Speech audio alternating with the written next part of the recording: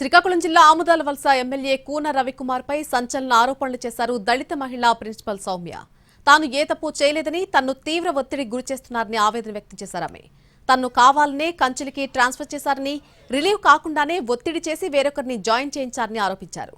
ఈ విషయం ఉన్నతాధికారుల దృష్టికి తీసుకెళ్లాలని, న్యాయం జరిగేంత వరకు పోరాటం చేస్తానని చెప్పారు.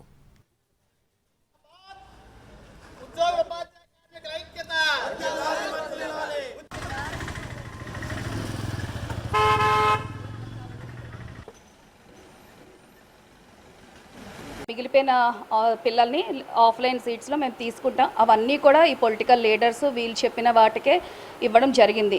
అయినా కూడా ఎమ్మెల్యే గారు మరి నన్ను టార్గెట్ చేసి నన్ను వేధించడం అనేది ఆ సమయం నుండి స్టార్ట్ చేశారు సార్.